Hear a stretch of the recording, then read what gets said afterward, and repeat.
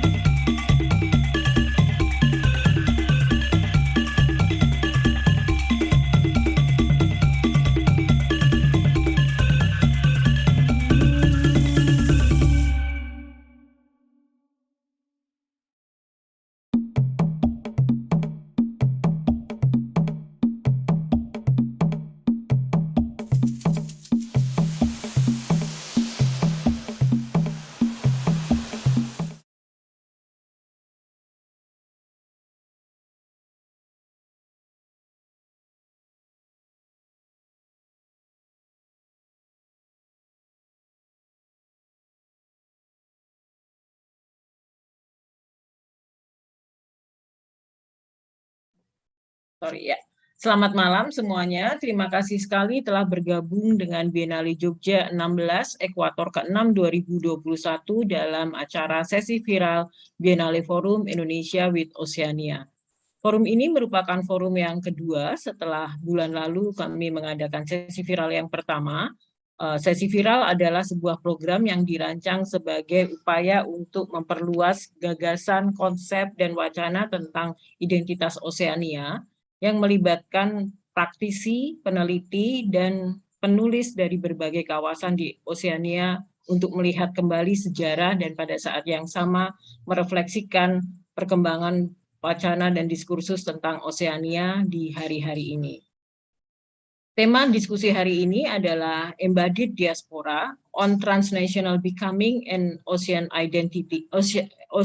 Identity, yang terutama berfokus pada upaya untuk melihat kembali sejarah pembentukan identitas masyarakat Oseania yang kemudian terbagi dalam gagasan sejarah bangsa dan bagaimana sejak awal pembentukannya dengan situasi arkipelago, dengan situasi perpindahan dan migrasi, memancing dan mendorong terjadinya perpindahan yang membentuk pada saat yang selanjutnya masyarakat diaspora di berbagai penjuru dunia. Kami mengundang para penulis dan peneliti, juga penanggap yang berasal dari bidang-bidang yang berbeda, mulai dari arkeologi. Di sesi viral yang pertama, sama seperti bulan ini, kami mengundang Bapak Daud Tanudirjo.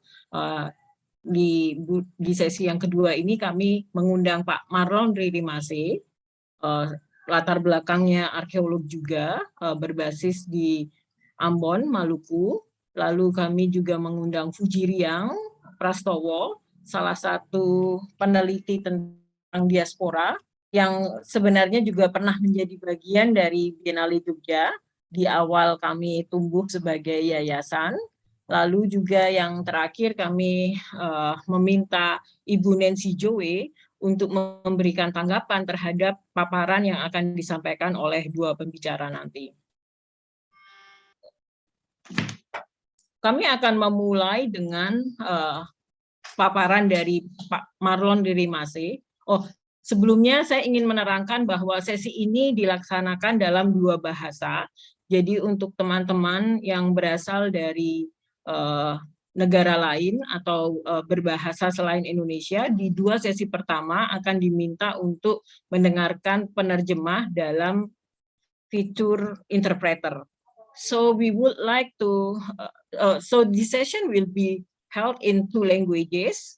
For the foreigners participants who are not who doesn't understand Indonesian language, you can also turn on the interpreter feature. You can find in the bottom of your screen in the Zoom program interpreter. You can choose English, so you can listen to the presentation in English because the speakers will be speaking in Indonesian. And for Ibu Nancy session, she will be speaking in English, and if you need translation to Indonesia, please check the interpreter feature and you can choose Indonesian. Ya, kita akan langsung memulai pembicaraan hari ini. Seperti yang saya singgung tadi, kami mengundang Bapak Marlon Ririmase untuk membicarakan tentang bagaimana sebenarnya gagasan diaspora tentang masyarakat Oseania atau yang lebih banyak kita sebut sebagai Pasifik berkembang dari masa ke masa, terutama berpijak dari temuan-temuan atau literatur arkeologis, ya, dengan mempelajari artefak, mempelajari catatan-catatan sejarah, kita juga bisa melihat bagaimana gagasan tentang identitas Oseania berubah dari masa ke masa, dari satu periode ke periode, terutama dalam masyarakat adat menjadi gagasan tentang negara bangsa. Nah, Pak Marlon ini saya akan membacakan biografinya. Ya, Pak Marlon Ririmase lahir di Ambon, menempuh studi arkeologi di Universitas Gadjah Mada dan Universitas Leiden, Belanda. Beliau aktif melakukan penelitian arkeologi di wilayah Maluku dan Maluku Utara dengan minat arkeologi prasejarah, manajemen arkeologi, arkeologi dan pendidikan, serta arkeologi pulau-pulau terdepan dan kawasan perbatasan. Beliau juga aktif berpartisipasi dalam pertemuan ilmiah nasional dan internasional, menjadi koordinator untuk sesi Maluku di Konferensi Asosiasi Prasejarah Indo-Pasifik di Hue, Vietnam tahun 2018. Marlon Ririmase telah mempublikasikan sejumlah karya ilmiah dan semi populer tentang arkeologi dan sejarah budaya, dan beliau juga menjadi editor in chief untuk jurnal ilmiah Kapata Arkeologi. Publikasi ilmiah terbarunya adalah Archaeology and Heritage in the Conflict Zone, Lessons from the Moluccas dalam Indigenous People, Heritage and Landscape yang in the Asia Pacific yang diterbitkan tahun 2021 oleh penerbit Taylor and Stephen Abacado. Penerbit Taylor and Francis.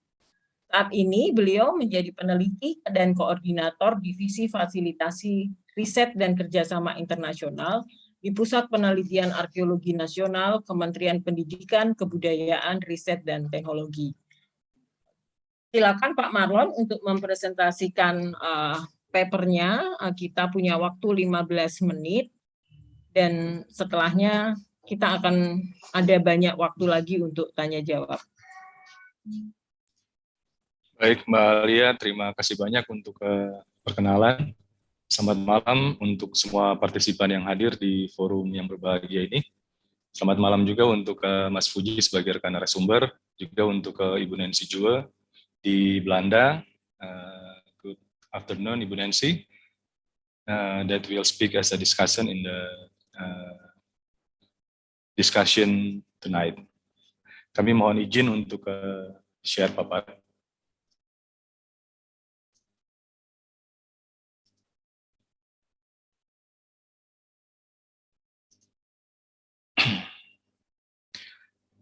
Mengawali paparan ini, kami ingin menyampaikan penghargaan dan terima kasih untuk Yayasan Biennale Jogja yang telah memberikan kesempatan bagi kami berpartisipasi dalam forum diskusi sesi viral ini. Terima kasih juga secara pribadi untuk Ibu Alia, Direktur Yayasan Biennale, yang telah menghubungi kami untuk ikut berkontribusi dalam program ini. Sebenarnya ketika dihubungi sebagai pembicara, saya juga sempat berpikir karena menimbang cakupan isu yang diajukan cukup luas terkait artefak transnasional, hal mana jika dibandingkan dengan disiplin dan fokus kajian kami selama ini cukup berbeda. Namun di sisi lain, topik ini cukup menarik karena bertautan dengan isu diaspora yang merupakan fenomena yang banyak melekat dalam kajian-kajian arkeologis.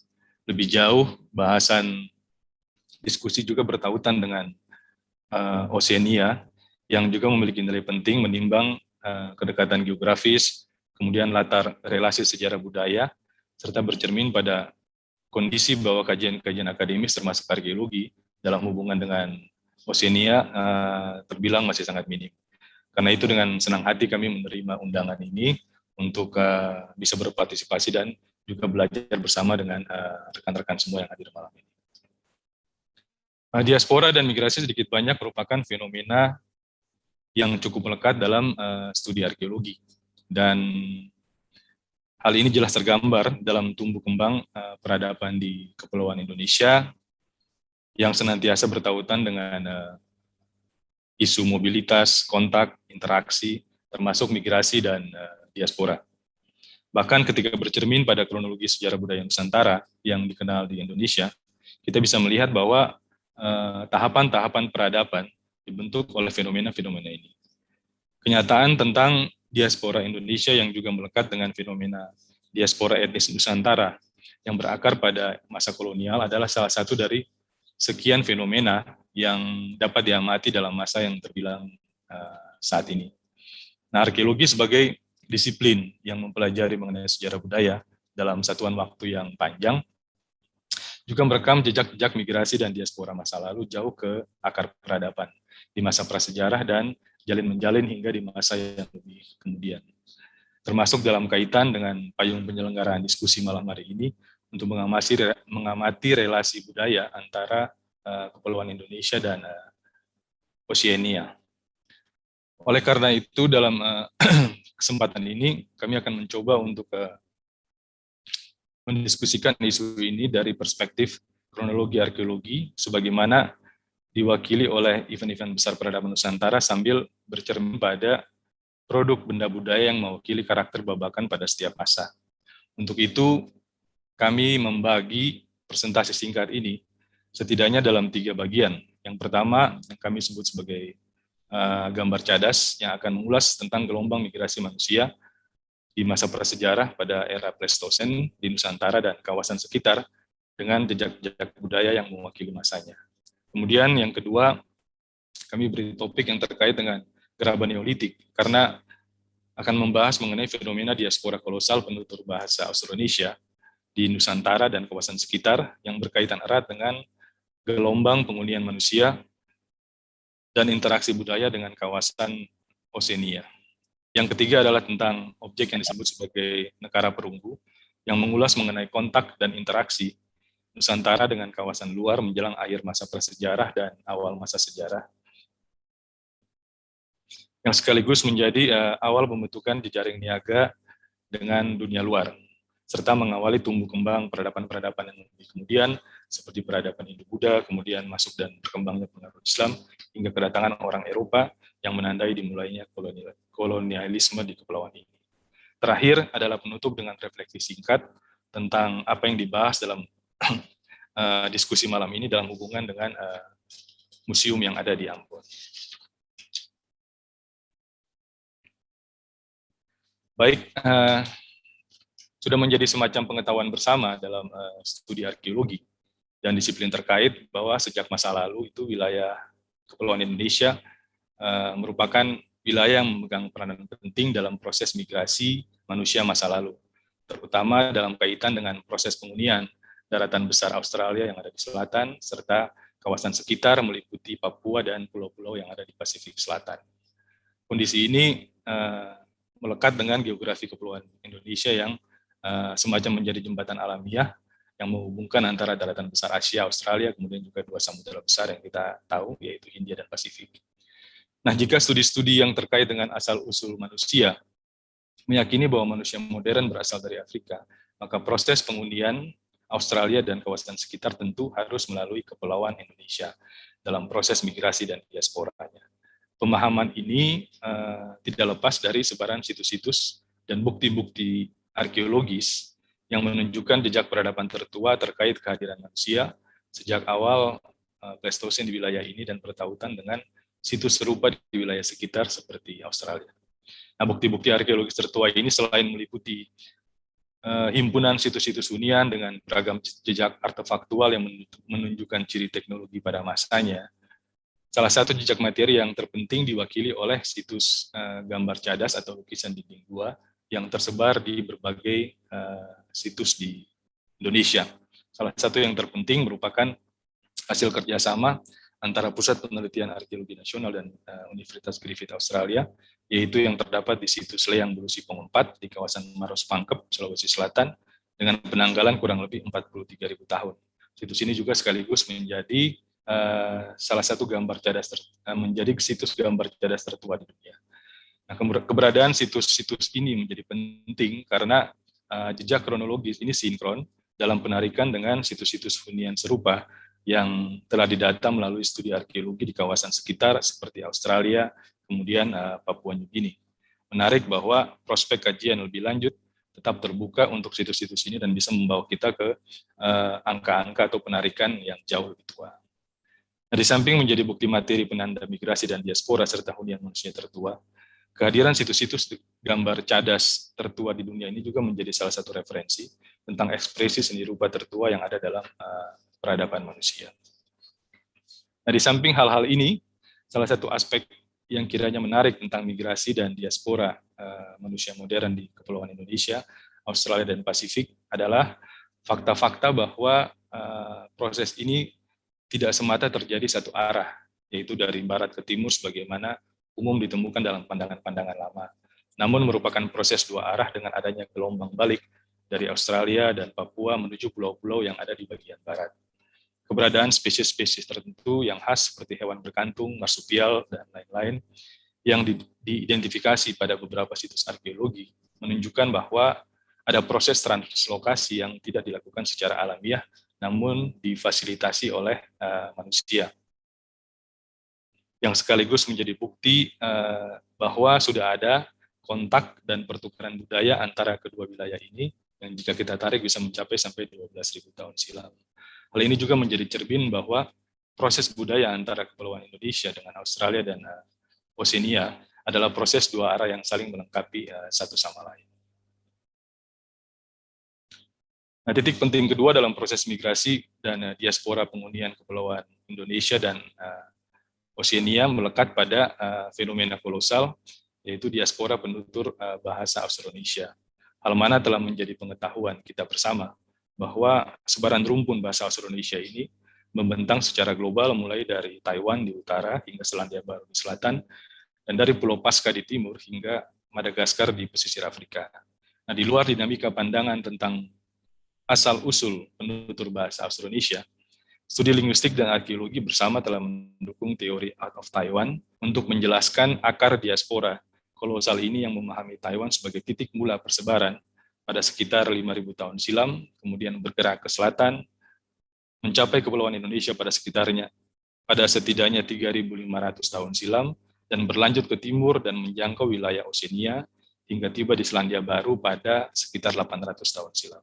Nah, dalam diaspora ini, penutur bahasa Austronesia selain meluaskan bahasa, juga membawa pengaruh kebudayaan baru yang dipahami sebagai peradaban Neolitik, meliputi antara lain tradisi pembuatan gerabah poles merah dan aneka gerabah berhias, aneka himpunan alat batu baru, kemudian pengembangan budidaya pertanian, serta pengetahuan tentang domestikasi hewan dan tanaman, dan yang terpenting juga adalah terkait dengan pengetahuan tradisi bahari, sebagaimana ditunjukkan dengan kemampuan jelajah samudera dalam proses diaspora yang berlangsung relatif cepat untuk ukuran waktu masa prasejarah. Nah, serupa dengan gelombang diaspora sebelumnya, maka proses migrasi kolosal ini tidak berlangsung satu arah, namun menjadi ruang pertukaran budaya dua arah antara kepulauan Indonesia, secara khusus Indonesia bagian timur, dengan wilayah Oseania. Salah satu yang paling khas adalah apa yang kami tunjukkan dalam paparan ini, yaitu motif yang dikenal sebagai gerabah lapita, dengan karakter yang diperkaya dengan pola hias khas dan kompleks. Budaya lapita ini awalnya diperkirakan berasal dari kawasan timur Indonesia, namun minimnya temuan-temuan serupa membuat pemahaman ini masih diragukan dan tetap menerima pandangan asal-usul bahwa gerabah khas ini berasal dari kawasan Oseania. Temuan arkeologis lain yang juga cukup penting adalah keberadaan artefak berupa batu obsidian dari Thalassiya di Pasifik Selatan yang juga ditemukan di situs arkeologi di Kalimantan Utara yang berada dalam kisaran waktu hingga 3.000 tahun silam dan menunjukkan adanya interaksi dan pertukaran budaya dalam bentang kawasan yang mencapai lebih dari 7.000 km.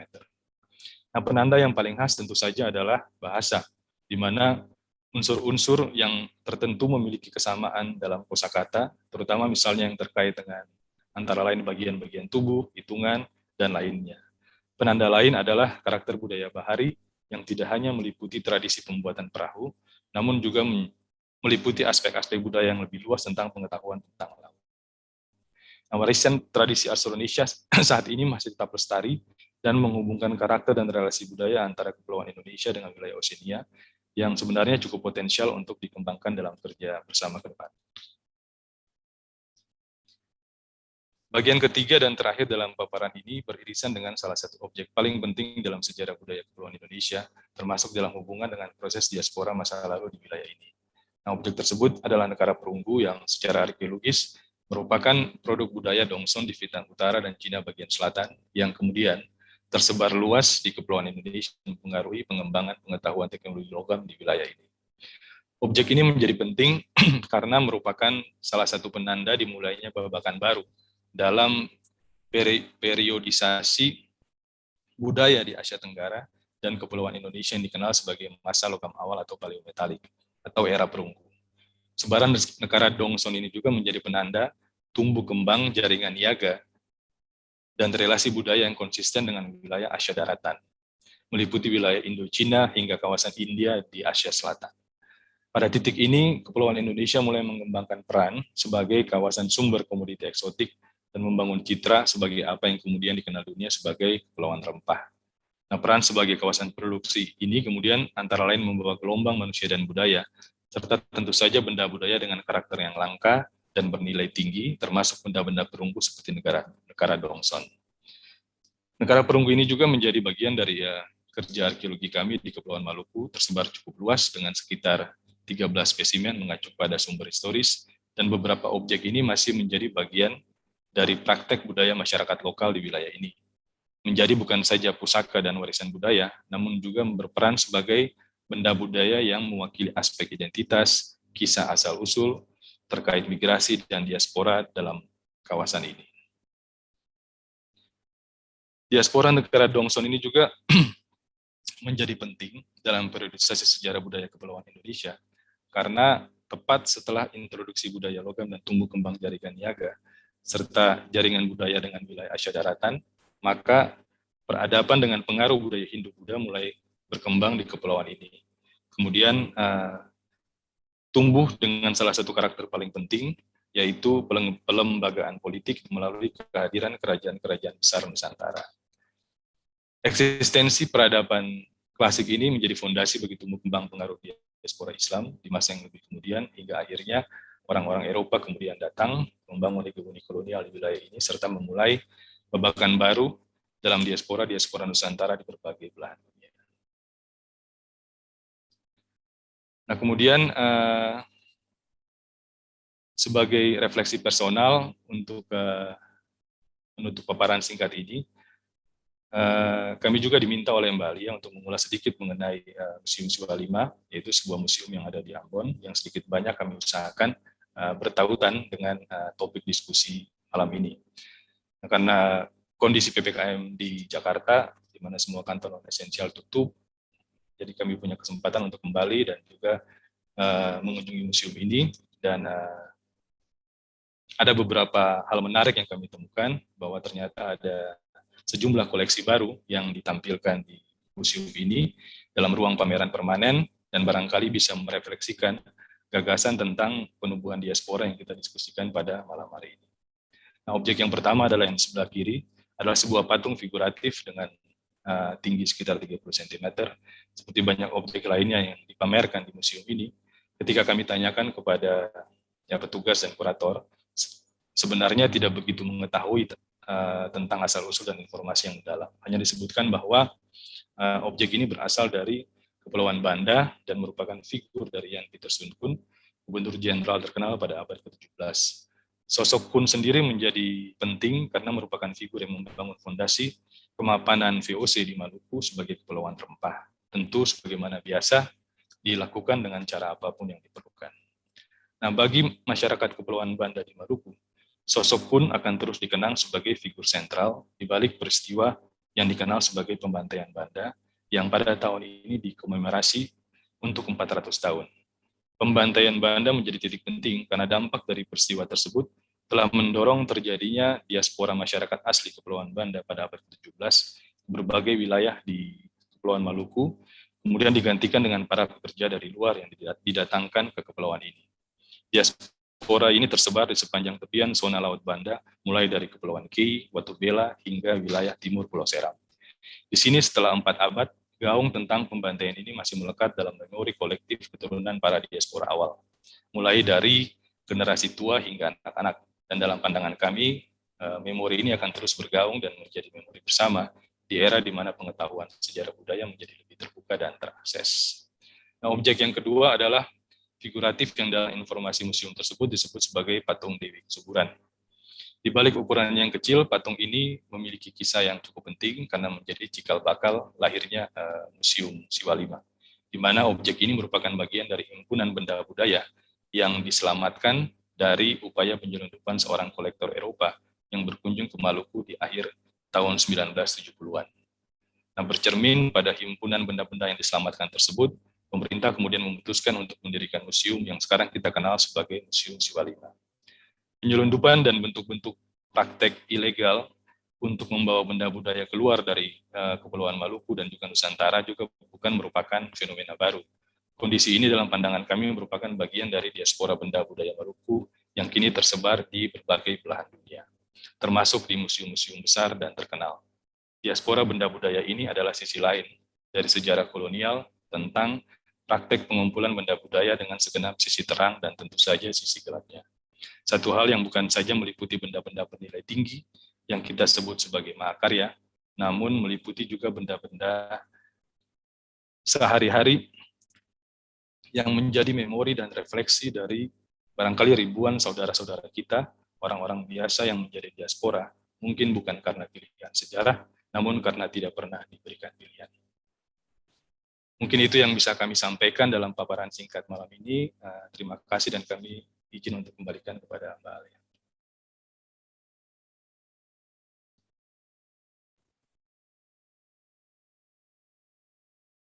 Ya, terima kasih sekali Pak Marlon atas paparannya. Saya kira sangat membantu bagi kami semua di Yayasan Biennale yang sekarang sebenarnya sudah sejak 6-8 bulan yang lalu berkutat dengan pembelajaran kami atas sejarah dan wacana tentang Oseania ya, karena Biennale Jogja tahun ini kami bekerja sama dan mengundang seniman-seniman atau pekerja-pekerja budaya dari kawasan Oseania untuk terlibat. Meskipun kami bekerja dalam konteks dan ruang yang lebih kontemporer, praktek-praktek seni kontemporer, saya kira menjadi sangat penting bagi kami semua untuk menengok kembali sejarah perpindahan, migrasi, dan terbentuknya komunitas diaspora di kawasan ini. Dan bagaimana kemudian diaspora Oseania ini juga memberi pengaruh pada situasi-situasi di luar kawasan sendiri, termasuk bagaimana pertukaran artefak-artefak dan objek seperti yang tadi disampaikan Pak Marlon. Apalagi kita sekarang berada dalam situasi di mana wacana dan tuntutan untuk repatriasi ya sedang sangat gencar, menjadi salah satu isu yang penting dalam praktek dekolonisasi seni dan kebudayaan, mempertanyakan lagi dan mengkritisi bagaimana museum-museum di banyak negara di Eropa sebenarnya punya kewajiban untuk melihat kembali relasi kuasa. Sebenarnya kenapa barang-barang itu ada di sana dan kemudian bagaimana narasi atas artefak dan objek-objek itu diceritakan, karena kemudian artefak dan objek itu diceritakan dalam perspektif mereka yang menang atau mereka yang sebenarnya merampas, mengambil barang-barang itu dan membentuk imajinasi baru tentang sebuah masyarakat. Jadi terima kasih sekali atas ceritanya dan pemetaan yang saya kira juga sangat penting, baik berbasis pada periodisasi waktu dan juga geopolitik. Ini sesuatu yang jarang juga kami dengarkan secara langsung selama ini. Nah, pembicara kedua adalah Fuji Riang Prastowo. Tadi saya sempat menyebutkan sepintas, Fuji menyelesaikan S2-nya dengan tesis tentang diaspora Jawa ya. Di beberapa tempat nanti kita akan mendengar secara langsung dari Fuji, dan sampai sekarang materi atau tema ini tetap menjadi salah satu bahan kajian yang penting, termasuk juga dalam karya-karya non ilmiah, karya-karya fiksi yang telah ditulis oleh Fuji, novel-novel berbahasa Jawa. Nah, sebelum kita mendengarkan, saya akan membacakan profil dari Fuji Riang Prastowo. Fuji Riang Prastowo bekerja sebagai dosen sosiologi di Universitas Gadjah Mada. Ia menamatkan pendidikan master di Antropologi and Development Studies, Radboud University. Ini aku agak susah menyebutnya, Nijmegen, nanti bisa di Nijmegen, Belanda, tahun 2015. Sebagai fenomenologi based ethnographer, publikasi utamanya berkaitan dengan diaspora Jawa, masyarakat adat, pemuda, dan Buddhisme.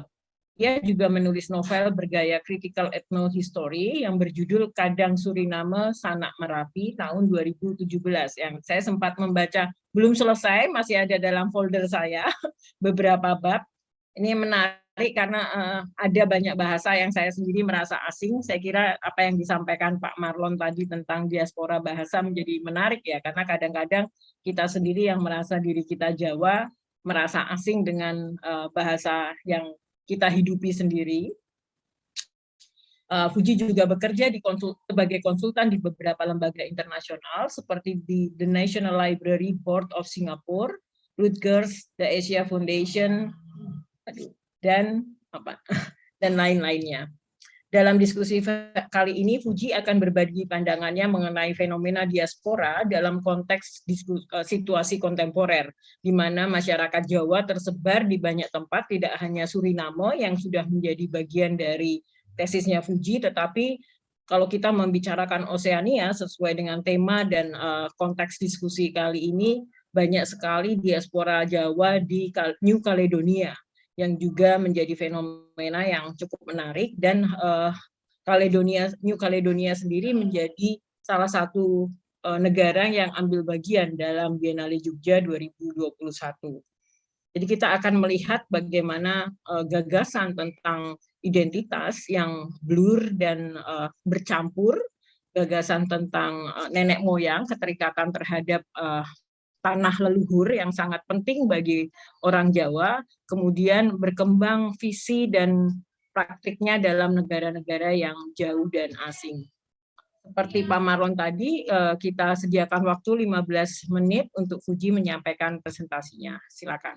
Ya, terima kasih Mbak Alia. Jadi sebelum saya share screen, saya mengucapkan banyak terima kasih ke Biennale Jogja karena ini seperti pulang kampung. 2011 saya merupakan volunteer seperti teman-teman di sekretariat yang sekarang Mbak Alia sedang duduki gitu. Jadi kemudian memiliki punya kesempatan juga dengan Bu Neni kebetulan pergi ke Afrika bersama ke Madagaskar, dan itu menjadi memori paling kuat saya ya sampai ke titik sekarang gitu. Dan sekarang saya ada di UGM sebagai dosen di sosiologi. Jadi saya akan share screen bentar teman-teman. Ya, oke. Kelihatan semua ya? Sip. Bentar. Saya juga pakai stopwatch. Nah, pertama kali Mbak Alia mengundang saya itu cukup challenge buat saya, sebuah tantangan karena saya bertanya-tanya, saya belum pernah ke Oseania Mbak. Tapi kemudian ketika ditautkan satu sama lain, kemudian common ground yang ketemu adalah bahwa saya sendiri juga melihat Jawa itu sebagai sesuatu yang fleksibel, dia bukan fix. Jadi saya juga bukan chauvinis tradisi Jawa yang sekarang, tapi Jawa itu adalah bagian dari melting pot yang saya pahami juga connected dengan apa yang disampaikan oleh Pak Merlon tadi ya. Sehingga ada 3 poin utama yang ingin saya framingkan, akan saya jadikan kerangka untuk membicarakan diaspora Jawa, yaitu post-colonial memory, home culture, sama root journey.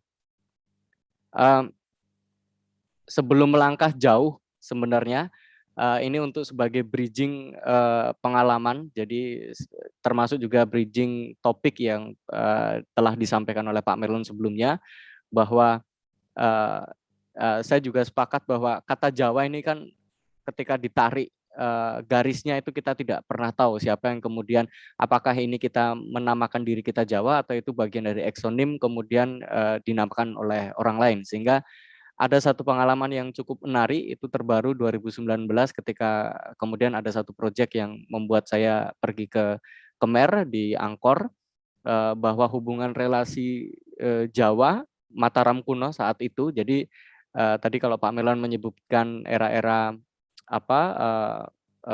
zaman-zaman prasejarah, ini sudah pada zaman kerajaan.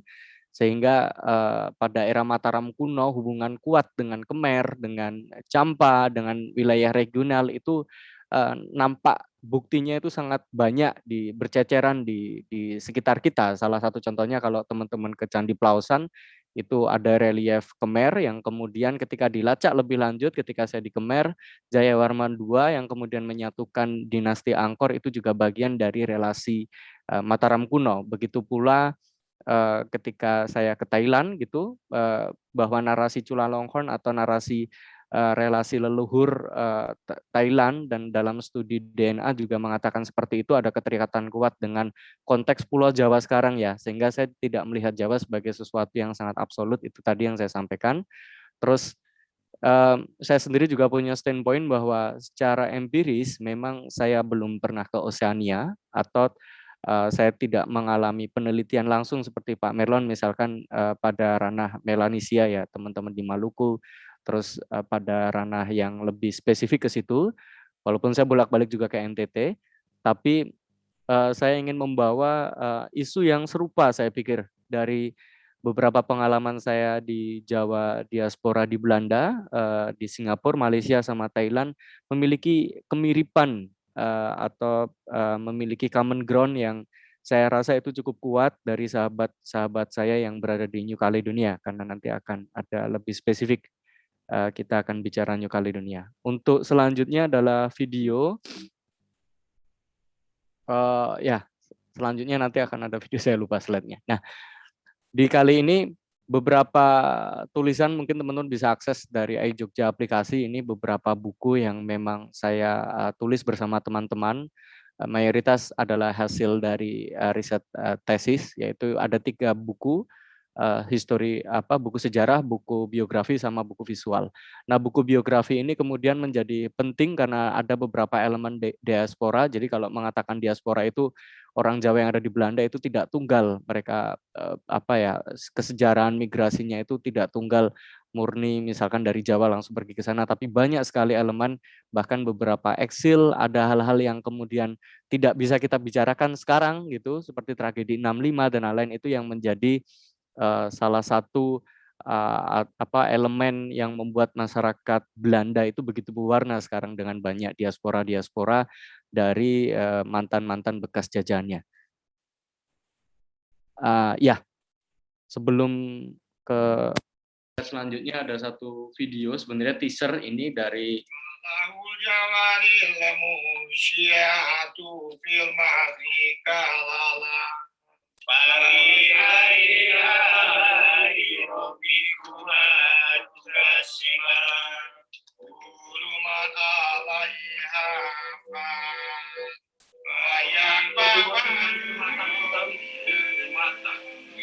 leluhur saking dari tanah Jawa lan dari Sinang lan dari Wondo dipun uri-uri kalih bapak kadulan ibu pinerincang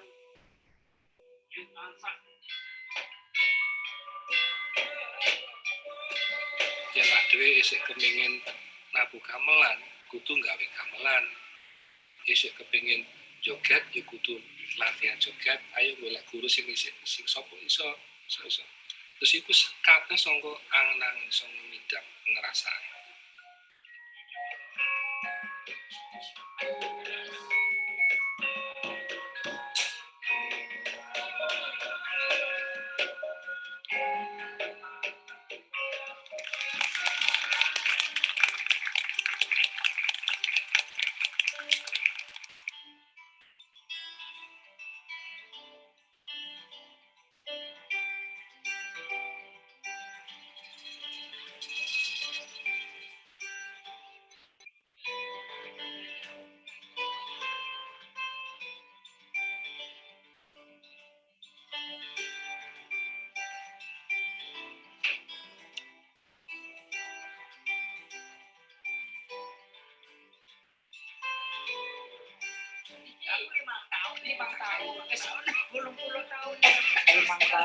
Iki pas neng Suriname. Yang praktis orang Jawa Suriname nggak kebingungan karena mereka bisa untuk menyesuaikan. Jadi kemungkinan untuk kemampuan untuk adaptasi dalam orang Jawa itu nggak masalah.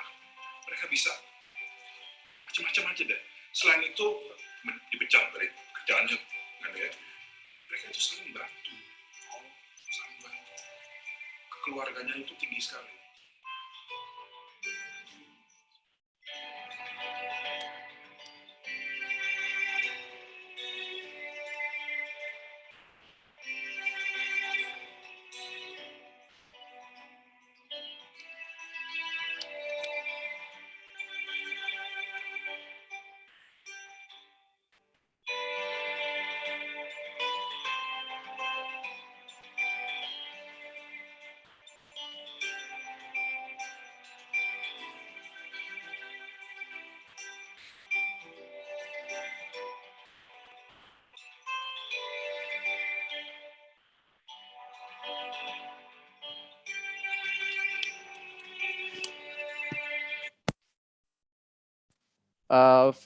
video teaser di depan sebenarnya adalah bisa menjadi bahan kemudian secara visual teman-teman membayangkan bahwa apa yang saya katakan atau yang ingin saya sampaikan di sini bahwa identitas Jawa itu dimaknai sebagai spiritual identity atau sebuah lebih kepada bagaimana orang Jawa itu kemudian menggambarkan Jawa sebagai tanah leluhur mereka, sebagai cultural identity mereka, alih-alih kemudian Jawa sebagai sesuatu yang absolut berbentuk etnisitas. Karena yang saya alami ketika di Belanda, teman-teman Jawa di sana itu sebegitu ngeblend, tidak tunggal datang dari Suriname, tapi kemudian datang dari teman-teman Indis dan kawin-mawin dengan diaspora lain yang berasal dari Indonesia seperti Maluku, Manado, ataupun teman-teman dari kulit putih dan lain-lain, sehingga Jawa yang dari dulunya itu sudah melting pot itu kemudian sebegitu cairnya mereka kemudian tinggal di Belanda.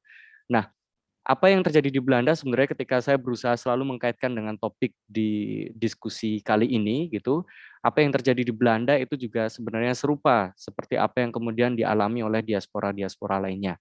Dan ini menjadi bagian saya, kemudian menjadi motivasi saya untuk meneliti ini, juga bagian dari spiritual saya, misalkan ketika menemukan beberapa saudara yang terpisah itu. Nah, beberapa hal yang sangat sensitif sebenarnya tidak bisa saya tuliskan dalam tulisan akademis karena saya menemukan banyak cerita-cerita terlampau sensitif dan saya menemukan diaspora itu tidak tunggal mereka pergi hanya karena migrasi era postkolonial, era kolonial, tapi kemudian banyak yang bermigrasi karena konflik-konflik politik yang terjadi pada era modern Indonesia. Jadi cerita-cerita soal exile 65, cerita soal bagaimana konflik-konflik yang terjadi setelahnya hingga saat Orde Baru itu kemudian saya berusaha rangkum dalam bahasa-bahasa yang novelik gitu secara critical ethnohistory dan ini menjadi dalam bahasa Jawa tentunya karena saya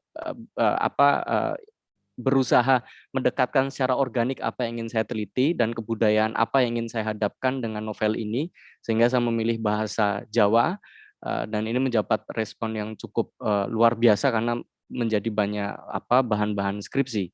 Nah, saya next saja, kita akan bicara diaspora next, cuman ada satu kemiripan gitu antara Jewis diaspora menjadi sebagai diaspora pertama gitu dengan Jawa diaspora karena cara mereka untuk mengingat tanah leluhur itu menjadi satu pondasi yang utuh hampir dari semua diaspora Jawa yang saya temui gitu. Nah, saya tidak akan bicara panjang lebar, tapi secara modern history, kalau tadi Pak Merlan menyebutkan bahwa ini perpindahan itu adalah migrasi itu adalah hal yang sangat organik gitu, zaman dulu prasejarah, tapi kemudian ketika sudah ada negara bangsa, sudah ada kerajaan, perpindahan itu menjadi sedikit ada batasan, ada secara geopolitik orang kemudian tidak bisa leluasa bermigrasi. Terlebih ketika Indonesia kemudian berada pada era kolonial, seperti yang di samping teman-teman bisa lihat ketika orang Jawa itu harus bermigrasi keluar atau imigrasi keluar wilayah mereka, maka itu harus sesuai persetujuan pihak kolonial. Di sini ketika era modern history, maka ada dua alasan utama atau ada dua kelas sosial yang kemudian memilih untuk bermigrasi. Pertama adalah kelas menengah ke bawah yang mayoritas bermigrasi saat kemiskinan, dan perlu diingat juga apa yang rata-rata bermigrasi pada era terjadinya pandemi Spanish flu, sehingga itu menjadi trigger orang untuk pergi karena saya pikir sekarang aja kita merasakan situasi yang kacau ya. Jadi 1920 saya tidak bisa membayangkan sebagaimana kacaunya itu sehingga banyak orang Jawa kemudian memilih pergi dari tanah Jawa. Dan selain itu ada isu-isu politik pada era kerajaan atau pada era kolonial di mana pengasingan itu sebagai hal yang wajar kala itu. Poin pertama yang ingin saya bawa kepada diskusi kali ini adalah ketika saya bekerja dengan hampir seluruh Jawa diaspora yang kemudian mereka secara organik gitu reuni bareng-bareng dalam Facebook, terus kemudian datang ke Jogja selama berkali-kali pada satu forum yang dinamakan Ngumpul ke Balung Pisah gitu, ada satu common ground yang bisa saya sampaikan yaitu postcolonial memory. Postcolonial memory ini menjadi sangat menarik gitu ketika kita menempatkan Jawa itu sebagai kiblat budaya para diaspora ini, karena melihat Jawa itu ya seperti yang saya sampaikan, mereka melihat Jawa dengan cara yang lampau, sehingga mereka melihat Jawa itu bukan Jawa yang sekarang. Kadang mereka sendiri misalkan pulang ke Jawa itu malah merasa sangat alien gitu dengan Jawa. Satu, dominasi Islam, jadi mereka tidak terlalu akrab dengan budaya Islam. Mayoritas Jawa diaspora yang pergi sebelum Indonesia modern seperti sekarang adalah mereka yang masih secara spiritual dekat sekali dengan unsur-unsur kejawen seperti dalam video tadi. Ya, saya mohon maaf kalau ini cepat. Jadi dalam video tadi beberapa ritus itu hampir mustahil tidak bisa kita temukan di Jawa kecuali mungkin di keraton sendiri ya, sebagai benteng terakhir budaya-budaya yang kemudian dianggap atau dilarang atau bertentangan dengan nilai baru, baju baru Jawa yang modern seperti ini. Jadi bisa dikatakan bahwa mereka hidup di lampau. Memori-memori mereka adalah memori postkolonial, memori-memori tentang kehidupan-kehidupan era Belanda, kehidupan sebelum era itu. Tapi kemudian ketika mendekatkan ke konsep negara bangsa bernama Indonesia, ini ketika kita kaitkan seluruh diaspora Jawa sampai terkait dengan Oseania, home culture mereka melihat Indonesia itu sebagai sebuah alien konsep bagi mereka. Karena keterikatan mereka itu saya pikir bukan hanya diaspora Jawa, saya banyak bertemu dengan diaspora Maluku, diaspora Manado, sama diaspora Aceh gitu di Eropa. Mereka kemudian hanya terikat kepada tanah leluhur mereka, sedangkan Indonesia itu adalah konsep politik yang menurut mereka masih sangat asing gitu. Nah, proses pulang kembali ini menjadi sangat menarik gitu. Ini sebuah fenomena yang saya pikir tidak hanya terjadi di diaspora Jawa, tapi hampir seluruh diaspora seluruh dunia yang saya pelajari saat bersekolah di Belanda juga memiliki tren yang sama seperti diaspora Vietnam, diaspora Afrika dan lain-lain. Itu pulang ke tanah leluhur itu seperti bagian dari mereka menemukan diri mereka sendiri, seperti itu. Dan beberapa cerita gitu saya percepat dari cerita Belanda sampai nanti Oseania. Hal yang menarik di sini adalah ketika saya di sana saya melihat polarisasi masyarakat ya. Jadi masyarakat Jawa sendiri gitu. Walaupun mereka tunggal mengatakan bahwa mereka adalah Jawa diaspora, tapi kemudian ketika ditelisik lebih lanjut keterlekatan budaya itu lebih kuat satu kepada Indis Javanis. Itu adalah orang-orang yang kawin campur baur gitu, termasuk menikah dengan orang Maluku, menikah dengan orang Manado seperti yang saya sampaikan. Indis ini merujuk pada Indonesia sebelum Indonesia di saat penjajahan Belanda. Kemudian orang Jawa Surinam dan orang Jawa Indonesia itu sendiri. Nah, yang membuat Surinam Jawa begitu unik karena mereka itu seperti fundamentalis. Mereka hanya loyal kepada Jawa dalam memori leluhur yang mereka bawa. Sehingga banyak generasi-generasi baru Suriname gitu yang ketika punya kesempatan repatriasi tahun 1954 itu ada repatriasi Lengkuas ke Sumatera. Jadi pasca kemerdekaan itu ada repatriasi ke Sumatera. Seperti halnya yang terjadi di New Caledonia juga ada repatriasi gitu, ada rasa untuk wah ini negara bangsa saya untuk pulang, tapi ketika pulang ke Indonesia mereka melihat alien konsep. Jadi mereka dilihat sebagai alien, begitu pula mereka melihat Indonesia sebagai satu konsep alien, sehingga banyak kemudian yang memutuskan pulang. Cerita dari repatriasi yang terjadi di Surinam itu hampir serupa seperti cerita yang terjadi di New Caledonia. Ini adalah salah satu sahabat saya di New Caledonia, Mbak Catherine Adi. Dia mengirimkan buku seperti mungkin lebih mirip life biografinya ya. Jadi dari Numea berbahasa Perancis itu menceritakan sejarah keluarga beliau dan sejarah masyarakat Jawa pada umumnya di Kaledonia Baru. Dan yang bisa saya sampaikan paparan saya ini sebagai penutup adalah ketika tadi saya memaparkan pengalaman-pengalaman empiris saya bekerja dengan orang Jawa yang ada di Belanda, di Surinam dan beberapa negara Asia Tenggara gitu. Mereka memiliki atau mereka share the same the common ground yang serupa tentang satu hibriditas spiritual identity, bagaimana mereka terus nurturing postkolonial memory berbentuk home culture mereka itu satu. Terus kemudian memori Jawa dalam bayangan mereka adalah Jawa yang lampau, bukan Jawa yang sekarang kita ini orang Jawa akui. Yang kedua adalah bagaimana memori-memori nasionalisme itu menjadi blur. Kenapa? Karena kepulangan orang Surinam tahun 1954 dengan kapal Lengkuas ke Jawa waktu itu malah justru oleh Presiden Soekarno ditempatkan di Sumatera, dibuang di Sumatera karena Jawa sudah penuh kala itu. Dan memori-memori nostalgia itu kemudian terjadi clashing perspektif gitu. Apa yang mereka idam-idamkan untuk pulang kembali ke rumah itu malah mereka mendapati rumah itu bukan seperti rumah, sehingga banyak kemudian yang balik lagi ke Belanda. Begitu pula di New Caledonia. Migrasi yang terjadi dari tahun 1896 dan ada repatriasi setelah Perang Dunia Kedua seperti yang terjadi di keluarga Mbak Catherine Adi ini, mereka kemudian memilih balik ke New Caledonia, satu karena kemudian di sini dilihat sebagai alien konsep, mereka tidak bisa melacak kembali leluhur mereka karena kita tidak punya marga ya. Terus yang kedua adalah situasi saat itu Indonesia masih sangat labil dengan banyak pemberontakan.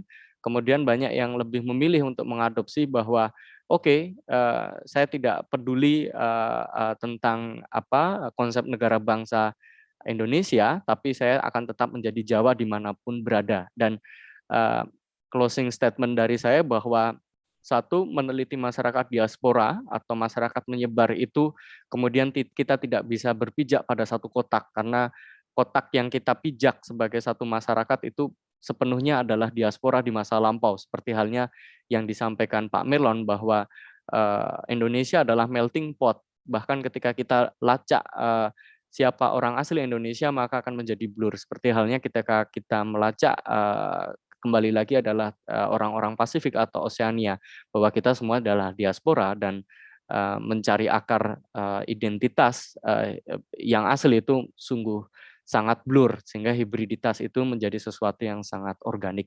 Itu dari saya, teman-teman. Terima kasih sudah mengundang. Maaf saya telat 5 menit ya, untuk memakan waktu 5 menit lebih lama karena lambat banget ya. Makasih Mbak Alia. Monggo Terima waktu dan kasih tempat saya Fuji. silakan. Ya. Terima kasih sekali Fuji untuk ceritanya, dan saya kira menarik karena ada perpindahan antara yang politik, yang personal, dan yang sosial dalam narasi tentang hibridasi dan diaspora ini ya. Kalau tadi kita membandingkan dengan apa yang disampaikan Pak Marlon, memang lebih berfokus lebih pada bagaimana pembentukan gagasan atau imajinasi bersama tentang sebuah kolektif, sebuah komunitas di masa lampau yang kemudian diwujudkan dalam peninggalannya sekarang kita lihat dalam bentuk-bentuk objek dan artefak. Tadi Fuji menyebut bahwa masyarakat diaspora justru punya kecenderungan untuk mengawetkan ya kenangan, mengawetkan memori ini, menghidupkan kembali narasi, artefaknya, warisan kebudayaannya, dan relasinya dengan leluhur ini untuk menjadi bagian dari keterikatan mereka terhadap komunitas yang sudah ditinggalkan. Saya kira juga menarik untuk menggarisbawahi, tadi saya ingat Fuji menutup presentasinya dengan kata menjadi Jawa bisa di mana saja, walaupun mereka terasing dari kelompok yang disebut sebagai Jawa sebenarnya di pulaunya, tapi Jawa itu kemudian tentang perasaan memiliki, ya, perasaan terikat. Nah, ini saya kira juga bisa diaplikasikan di banyak konteks, tidak hanya tentang Jawa, tetapi juga bagaimana fenomena hibridasi diaspora di banyak tempat lainnya. Termasuk kalau kita membicarakan tadi yang disebut Fuji, diaspora Jawa di Belanda, misalnya di Belanda sendiri kita juga tahu ada banyak cukup besar komunitas Indonesia Maluku ya, yang menjadi komunitas diaspora cukup penting di dalam kehidupan sosial di Belanda itu sendiri. Dan ada, kalau kita membicarakan Oseania, komunitas-komunitas diaspora dari berbagai pulau yang kemudian berpindah ke Selandia Baru. Jadi misalnya dalam konteks Biennale Jogja, hampir semua seniman yang terlibat dalam Biennale ini sebenarnya berasal dari kawasan Tonga, Fiji, Samoa, tetapi karena keterbatasan pendidikan, keterbatasan infrastruktur, dan mungkin relasi-relasi pasca kolonial, mereka pindah dan hidup di Selandia Baru. Nah, untuk mendengarkan lebih banyak lagi bagaimana kawasan diaspora atau gagasan diaspora ini berkembang, dan juga bagaimana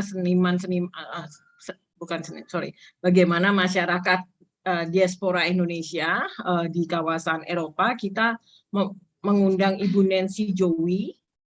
Ibu Nancy sendiri sebenarnya diaspora juga, sangat dekat dengan Papua dan Maluku.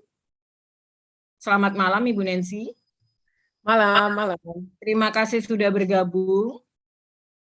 Yeah. So before I give you the floor to give response and to discuss more from presentation of Pak Marlon and Fuji, I will need to read your biography, so the participants here they can understand more your background. Okay. Ibu Nancy Jowi adalah dosen, penulis, dan peneliti lepas yang yang berbasis di Belanda dan mengajar di University of the Arts Utrecht. Ia mempelajari gender studies dan cultural history di Utrecht University dan York University Inggris, dan tertarik pada teori dan praksis interseksionalitas pasca-kolonial dan dekolonial. Bersama rekan-rekannya, ia menerbitkan beberapa artikel dan buku tentang gerakan budaya dan sosial pasca-kolonial, komunitas diaspora, dan sejarah perbudakan Belanda. Judul publikasi terbarunya adalah Gendered Empire, diterbitkan oleh Verloren tahun 2020, dan Revisualizing Slavery, yang akan segera diterbitkan tahun 2021 ini ya. Dalam diskusi ini, Ibu Nancy akan memberikan tanggapan tentang bagaimana tidak hanya memberi respon apa yang sudah disampaikan Pak Marlon dan Fuji, tetapi juga memberi catatan kritis tentang bagaimana konsep diaspora sendiri terus bergerak, termasuk di dalamnya catatan kritis tentang pembentukan gagasan negara bangsa. Karena saya kira dalam konteks Oseania, gagasan tentang negara bangsa ini menjadi sesuatu yang dianggap sebagai bagian dari produk modern ya.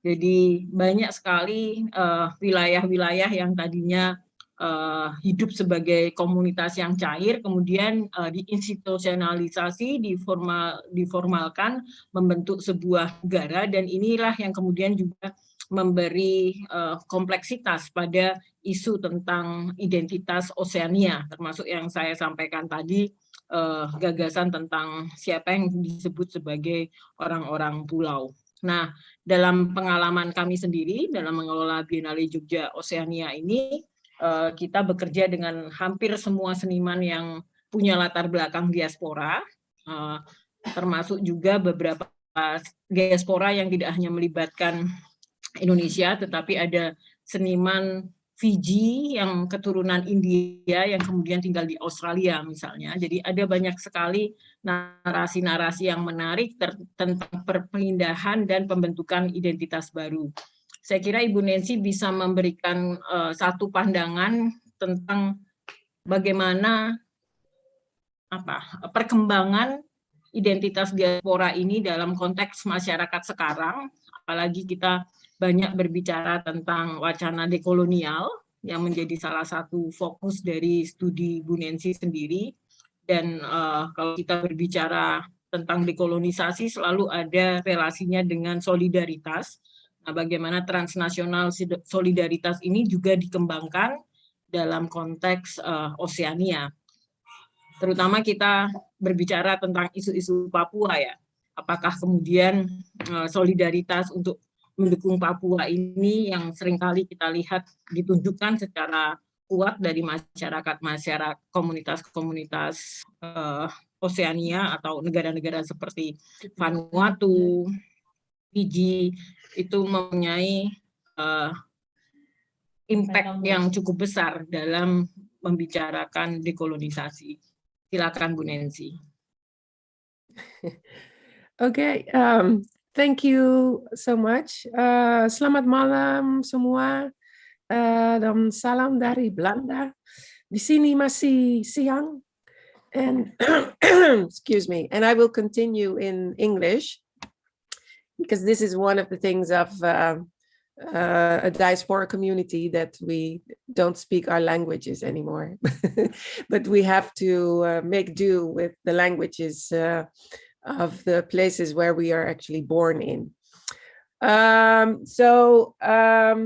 Ibu Alia gave me a very hefty task, and I don't know if I can answer to all the questions that were posed right in the beginning. So I hope we can also create space with each other after my little talk to actually sort of dive into those questions together. Thank you also, Pa Marlon and Pa Fuji, for your really nice presentations. I also have to maybe position myself a little bit. So I am actually the daughter of an Indo-European mother and a Papuan father, which means I have Javanese, Sumatran, Papuan, Belgian, German, and Dutch blood in running through me, and I am married to a Malaccan man.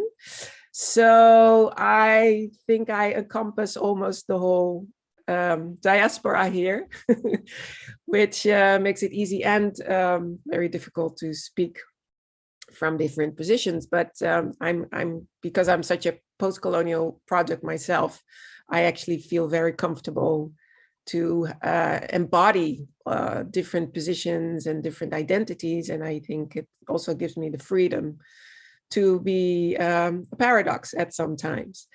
So I also want to give a shout out specifically to the Udaido Collective and Dikpa Diki Takandare, maybe you're listening in, which is a collection of Papuan visual artists based in Jogja. So I want to give a shout out to you, and you're doing wonderful work. And actually, I've been working with Diki Takandare just recently, where we co-wrote a small piece on expressionist painter from Germany, Emil Nolde, who is currently being exhibited in the Stedelijk Museum in Amsterdam, which is the biggest, I guess, visual arts museum of the Netherlands, where Emil Nolde is now being shown, who was the most famous expressionist painter together with Kirchner. Both of them are being shown now in the Stedelijk. And what's interesting about this particular exhibit is that they are connected to the colonial past of Germany, which makes it interesting. This is the catalog for which Diki and I wrote a piece. And what's interesting, in a way, that's already where the diaspora begins, because in fact, my family comes from both sides of the island. So part of my family lives in Papua New Guinea, and part of my family still lives in what's the Jayapura region. And actually, my family has a pass to go to Papua New Guinea. So that's already where the migratory routes and routes are beginning for me. And it's interesting how, being of a diaspora community, there is always this longing for a home that does not exist anymore. And Pa Fuji actually talked about that a little bit, at least not in a way we remember or understand it. So that resonated for me. Yeah?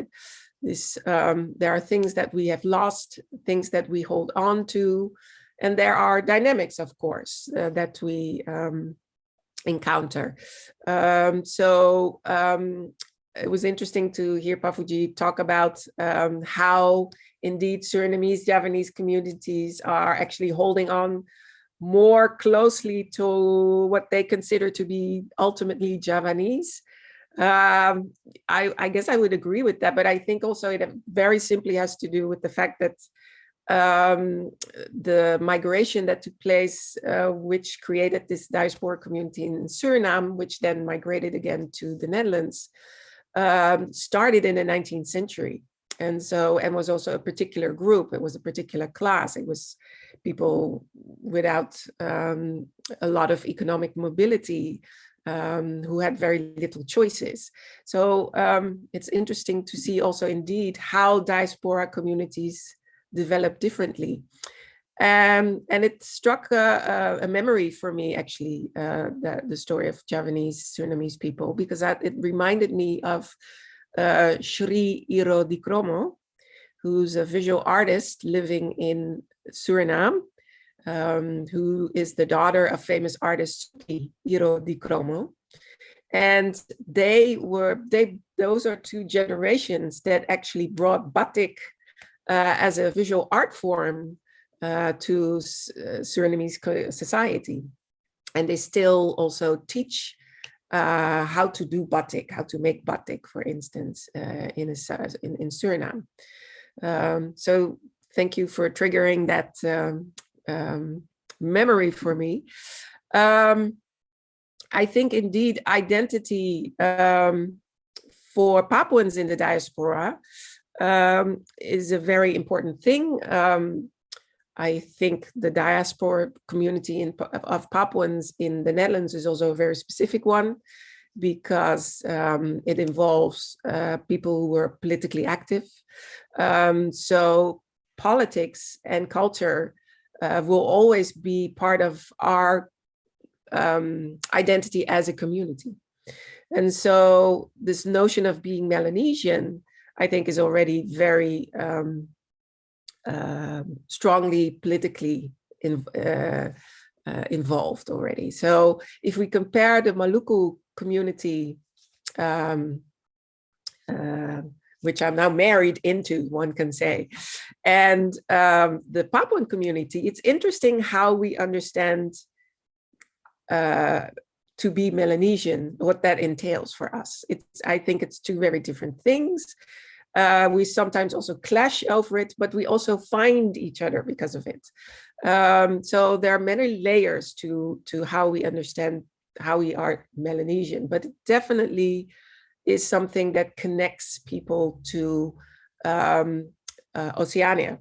And so definitely in the Maluku community, this is also very much related to cultural aspects that they feel a sense of pride with. Cultural aspects such as also making Maluku tattoos, but then the tattooist must be someone from New Zealand, from Aotearoa, so Maori tattooist. There are many Maluku young generations who are very proud of their tattoos. So that's one expression also of feeling a connection with the larger oceanic community, if you will. And definitely for Papuans, I think, cultural expressions, artistic expressions, and politics are deeply interrelated, because at moments in time, we felt that, expressing our culture was also seen as a threat. I think that made it sometimes also very difficult to keep that identity alive, that cultural identity alive for Papuans.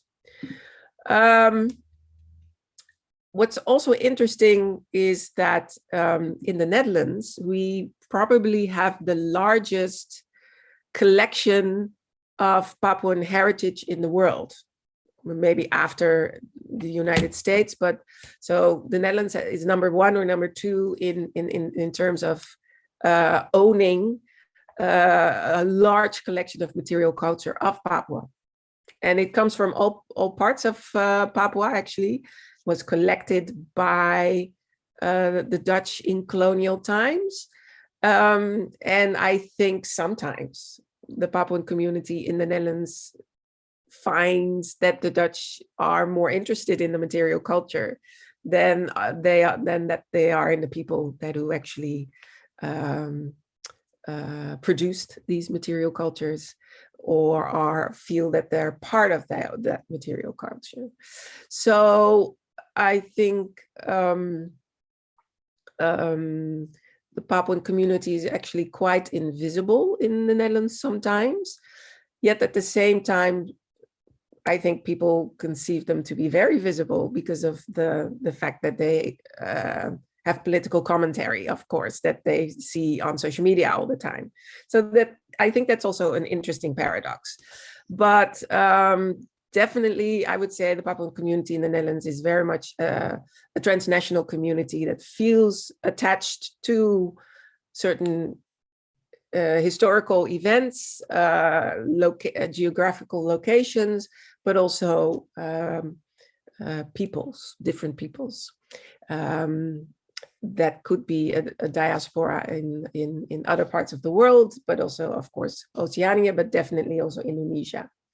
I think it's been very useful for a lot of people in the diaspora to actually come to West Papua and visit the Maluku and West Papua, to visit the place, because you indeed, what Pak Fuji already mentioned also, it's sometimes in the diaspora you can also get a very closed idea of what your culture actually means. And so to be in connection, to stay in connection with the place where your ancestors come from is, I think, very important, actually, to also keep the dynamics of our cultural identity alive. And in closing, on the matter of decoloniality and decolonial thinking and solidarity, there's a lot to say about that. Basically, I think we should leave that for the discussion. But what I would like to say is that definitely here in these parts in Europe, we're having a very robust decolonial conversation at the moment that entails many different things. One of them being repatriation of material culture, of course, but not just that. And I think it's been very healthy for the Dutch. It made the Dutch very uncomfortable. And I think it's also for the Dutch, and then I'm talking about the majority of white Dutch people necessarily. I think it's the Dutch have not been taught that they have a colonial history to begin with. And the fact that it has a violent, centuries-long colonial history, and the fact that we are trying to own it and represent it now in larger Dutch society, which also means that Moluccan voices, Papuan voices, Indo-European voices get more heard, I think is a very healthy situation.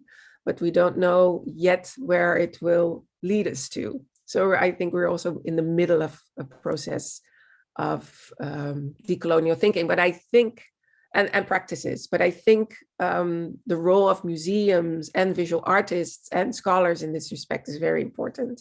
So I'd love to chat more about that as well. Yeah, I'll leave it at that because this is my 15 minutes. And I said a lot of different bits and pieces, just responding to bits and pieces that I've heard. But I hope they're also a starting point for us to have a larger conversation. Thanks, everyone. Yeah, thank you, Bu Nancy. Yeah, I think it's quite interesting for us to hear the personal history of Nancy Joey and how the diaspora identity naturally shaped and socially constructed, yeah, the Nancy Joey itself, which is very interesting that you have all different cultural contexts to be part of your identity. Saya kira untuk sesi selanjutnya kita akan mendengarkan lagi kalau Pak Marlon dan Fuji ingin menanggapi apa yang disampaikan oleh Bu Nancy. Juga kita membicarakan tentang mungkin Pak Marlon yang tadi lebih banyak berbicara tentang situasi berbasis artefak prasejarah, ingin berbicara tentang konteks kontemporernya pada saat ini juga. Sebenarnya apakah Maluku diaspora yang tersebar juga di banyak tempat itu disatukan oleh bayangan yang sama tentang Oseania misalnya. Lalu juga pertanyaan-pertanyaan tentang kembali lagi ke konsep negara bangsa yang kemudian menjadi formalisasi, institusionalisasi yang sebenarnya juga sangat kompleks ya, karena dalam konteks Maluku apalagi sangat berbasis pada sejarah perang dan kekerasan gitu, yang pada akhirnya juga membawa banyak trigger atau pemicu bagi beberapa kali kemunculan gerakan-gerakan separatisme misalnya. Nah, kalau Pak Marlon bisa sedikit menanggapi di wilayah tersebut untuk lebih menariknya ke konteks masa kini. Ya, baik Mbak Alia. Jadi barangkali melanjutkan apa yang sudah kami sampaikan tadi, bahwa keberadaan dari himpunan data-data arkeologis yang kita temukan dalam lingkup wilayah Maluku itu masih dilanjutkan dalam bentuk praktek-praktek berlanjut yang ada di masyarakat. Katakanlah seperti yang tadi, keberadaan negara perunggu dan lain-lain, itu masih menjadi objek yang menjadi perekat sosial antara masyarakat yang ada di sana. Jadi berperan sebagai semacam media untuk memori sosial bagi keberadaan masyarakat kontemporer yang ada di Maluku saat ini. Nah, kemudian ketika ditarik dengan apa yang tadi Mbak Alia katakan terkait dengan sejarah kekerasan, konflik dan lain-lain, arkeologi juga sebetulnya sedikit banyak memiliki data-data yang sedikit banyak menggambarkan fenomena tersebut. Katakanlah di Maluku kita punya sebaran situs-situs yang disebut sebagai negeri lama atau perkampungan kuno yang memiliki ciri-ciri fisik yang antara lain berada pada lanskap di dataran tinggi, kemudian memiliki tembok perlindungan yang masif serta dengan akses yang minim, yang oleh sebagian rekan-rekan yang melakukan riset itu diinterpretasikan sebagai salah satu penanda bahwa frekuensi atau volume konflik yang terjadi antar komunitas di masa lalu itu termasuk tinggi, dan itu bukan hanya tersebar secara terbatas, namun bisa ditemukan secara luas di berbagai pulau-pulau yang ada di wilayah ini, bahkan tersebar luas sampai ke wilayah Oseania juga, sehingga gambar yang luas terkait dengan fenomena konflik dan kekerasan di masa lalu ini juga merupakan bagian integral kami pikir dari masyarakat masa lalu yang ada di wilayah ini. Nah, kemudian kalau dihubungkan dengan masyarakat Maluku saat ini, kami pikir pemahaman tentang identitas, jati diri, dan lain-lain juga mungkin sebetulnya ya ibaratnya mungkin masih menjadi PR besar ya kalau dalam pemahaman kami pribadi, Mbak Alia, karena pemahaman dan pengetahuan tentang aspek-aspek ini masih terbilang minim, termasuk dalam kajian-kajian yang dilakukan secara lokal di sini. Jadi ya mungkin ke depan masih banyak hal yang bisa dilihat dan ditelah terkait aspek ini. Mungkin itu Mbak Alia, terima kasih. Ya, terima kasih. Puji, silakan kalau punya tanggapan terhadap apa yang disampaikan oleh Ibu Nancy, dan juga mungkin menanggapi sedikit pertanyaan saya di awal juga, gagasan tentang negara bangsa dalam konteks masyarakat Jawa ataupun masyarakat komunitas Jawa di luar wilayahnya sendiri. Jadi apa sih bagi mereka makna menjadi sebuah bagian dari sebuah bangsa, entah itu Suriname, New Caledonia misalnya. Karena New Caledonia sendiri kan sebenarnya secara bangsa dia berada dalam jajahan Prancis ya. Dia secara administratif masih dikelola oleh Prancis, dan bahkan sebenarnya mereka ditawari untuk referendum tentang kemerdekaan masyarakat New Caledonia, tetapi sebagian besar memilih masih menjadi bagian dari Prancis. Nah, mungkin bisa menanggapi soal itu.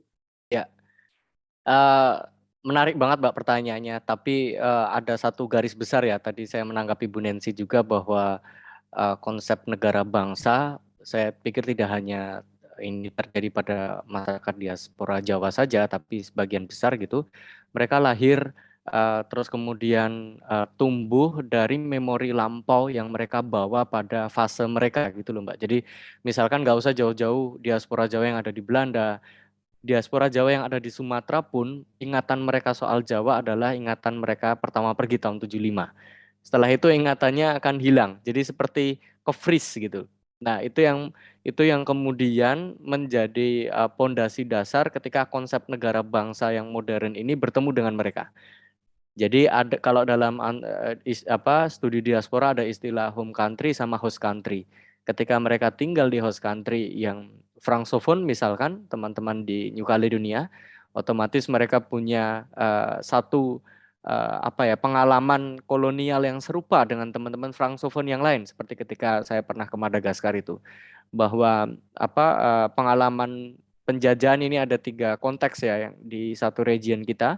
Teman-teman yang mengalami Francophone di New Caledonia itu cengkraman culture-nya itu memang sangat mengasimilasi ke diri mereka, sehingga mereka kemudian menjadi menjadi sangat lebih organik gitu Mbak, merasa bahwa mereka bagian dari masyarakat Prancis itu sendiri.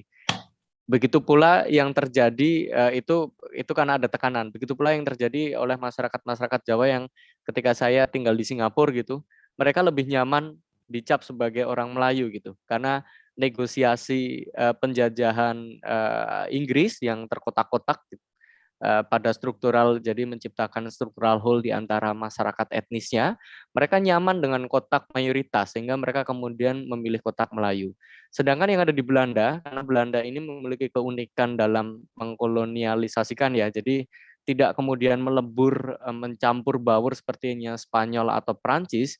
Teman-teman yang tinggal di Belanda kemudian mereka sangat nyaman dengan identitas lampau mereka, sehingga saya pikir kalau saya ingin menanggapi tadi bahwa secara organik masyarakat diaspora itu punya memori lampau seperti fase generasi yang pertama yang mereka bawa, dan memori itu kemudian secara hibrid tercampur oleh memori di mana mereka kemudian tumbuh dan berkembang sebagai warga negara secara geopolitik sekarang, sehingga kalau kemudian berbicara diaspora satu sama lain ya tentu akan memiliki corak yang sangat beragam Mbak Alia. Begitu pula memori-memori teman-teman di Maluku yang saya bertemu di Belanda, maka memori mereka adalah memori pengalaman perang dunia kedua kan, untuk kembali ke negara Republik Maluku Selatan waktu itu. Terus begitu pula Aceh dan sebagainya. Jadi memang begitu Mbak dalam studi diaspora sih, ini lebih kepada memori yang kemudian terbawa oleh sebuah kebudayaan. Itu sih Mbak. Ya, terima kasih. Saya juga akan mengundang, kita masih punya setengah jam ya untuk bercakap-cakap dengan para peserta diskusi yang ada di sini. Tadi Bu Nancy sudah cepat mengucapkan salam kepada teman-teman UDIDU kolektif yang terlihat di layar mengikuti acara ini. Ada siapa ya di sana? Ada Diki mungkin? Ya. Ini teman-teman dari Divisi Program Publik juga sudah mengundang teman-teman yang ingin menyampaikan pendapat atau ingin berkomentar tentang paparan dari 3 kawan diskusi kita malam ini. Silakan yang ingin langsung berbicara juga boleh, dipersilakan untuk raise hand. Nanti kita akan dibuka mikrofonnya oleh penanggung jawab teknis atau juga bisa menuliskan melalui kolom chat. Ini menarik ya ketika tadi Fuji berbicara tentang bagaimana ikatan atau hubungan antara seseorang yang punya identitas diaspora dengan negara asalnya seringkali berbasis atau lebih banyak ditemukan dalam penelitian Fuji berbasis pada memori yang lampau gitu. Nah, ini ada salah satu seniman Biennale Jogja yang saya ingat memang salah satu proyeknya meneliti masyarakat atau keluarga-keluarga diaspora di kawasan Selandia Baru. Nah, ini agak berbeda karena justru yang ditampilkan oleh Edith, saya lupa nama belakangnya, Kahima, siapa namanya? Hinatuwai, saya bukan. Nanti aku cek lagi. Tetapi seniman ini memotret kehidupan keseharian keluarga-keluarga diaspora di Auckland dan sekitarnya dan menunjukkan bagaimana mereka hidup dalam situasi yang sangat biasa. Jadi justru jauh dari kesan nostalgis atas kampung halamannya gitu ya.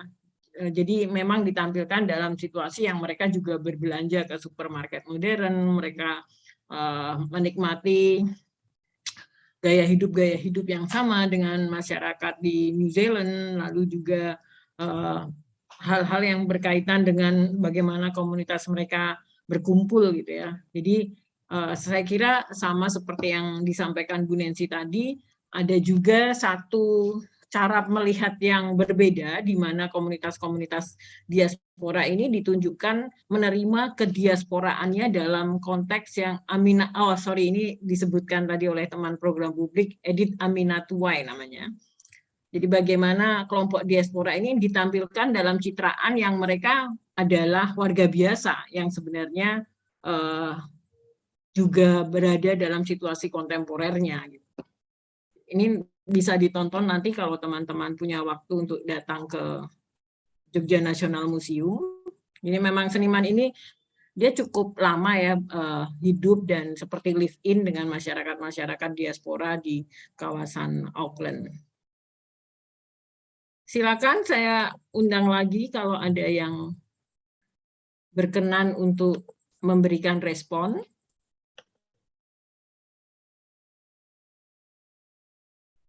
Atau Bu Nancy ingin sedikit menanggapi lagi? What would you like me to talk about?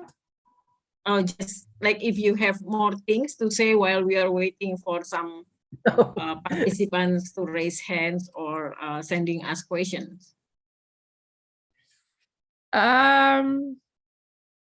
What is the reason issue developed in the colonial studies regarding post-colonial studies regarding this the identity of diaspora community and transnational solidarity?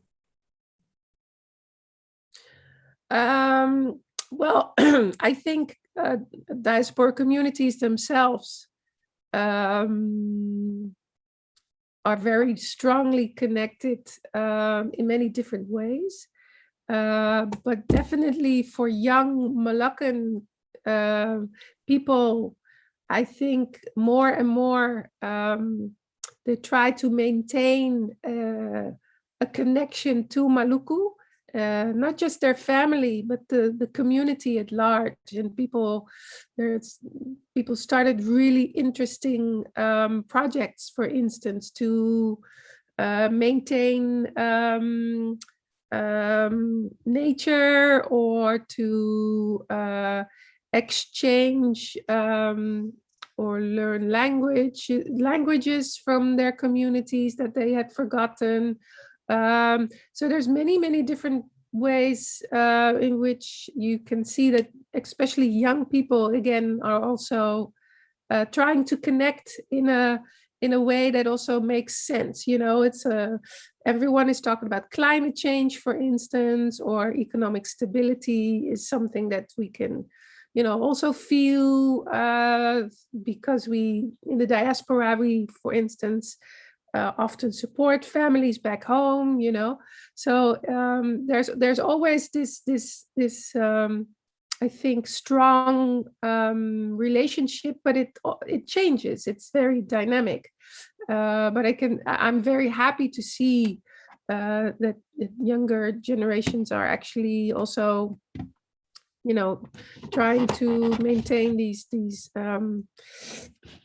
really strong connections, because there's also been a time where you know, we were all raised to be more focused on the country where we actually now live, and to become you know, part and parcel of the host country rather than the home country, or what we feel to be the home country.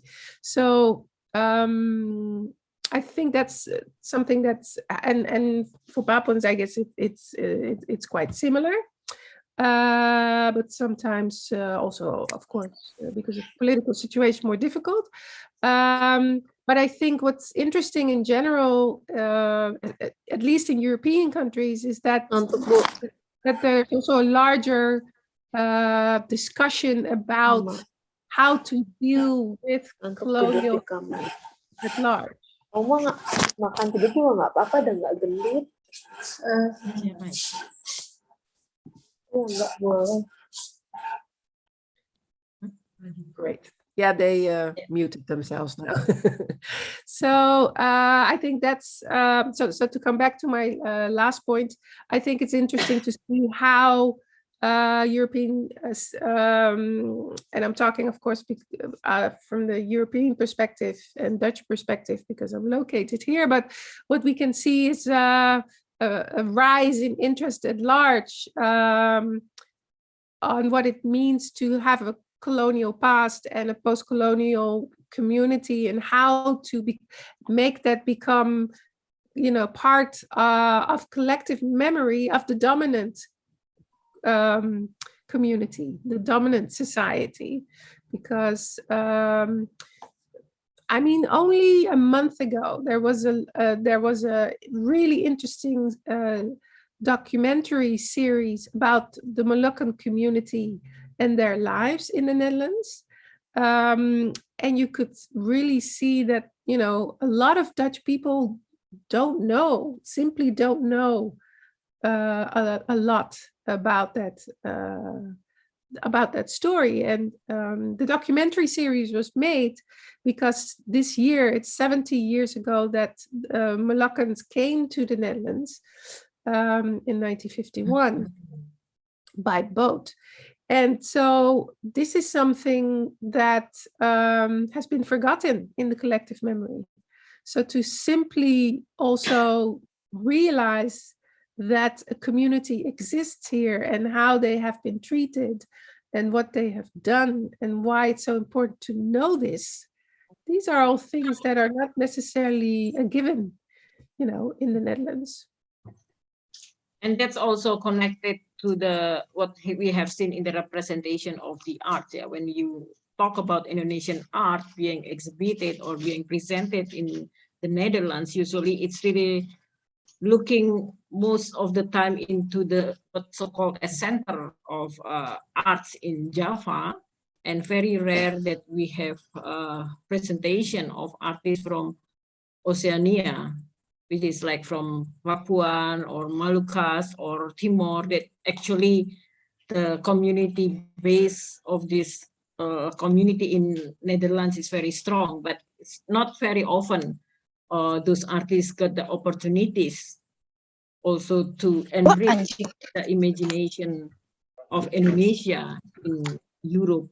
I think this also part of what we want to do in the Biennale Jogja. When we think about Indonesian art, it's very blurred issue, because how do you define Indonesian art? Because everything is really like fragmented into the local situation of each islands, of each communities, each cities.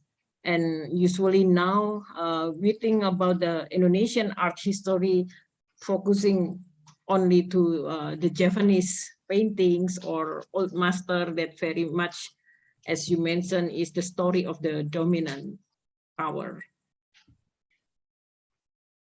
Yeah, no, I thank you for mentioning that, Ibu Alia.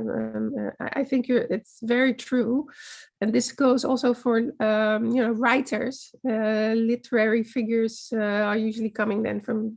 I mean, there's great writers from Java. I love Javanese writers. I'm a big fan of them. But again, it's harder to find them or have them come from the eastern part of Indonesia, indeed. But also, I have to say, it's sometimes that we look through, that we can see only through the eyes of white visual artists who work on, for instance, Papuan or Moluccan issues that we can see actually something represented. And then again, it's, through a wide gaze. And so I think it's really important what you said, and I think it should be also something that should be really pushed for. Yeah.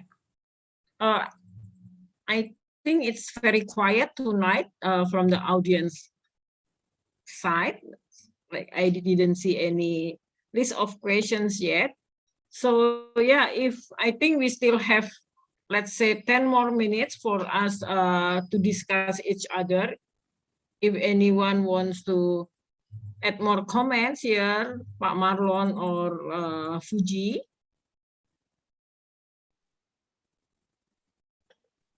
Ya, saya pikir ini Mbak, konteks yang terjadi sekarang lah, menggunakan kata diaspora di Indonesia itu kan mengalami piorasi kan. Jadi kata diaspora ini kemudian menjadi jargon pemerintah pusat untuk calling orang-orang yang kemudian dianggap menguntungkan bagi secara politik. Jadi jargon ini kemudian menjadi menjadi sangat kabur ketika kita kemudian bicara migrant worker.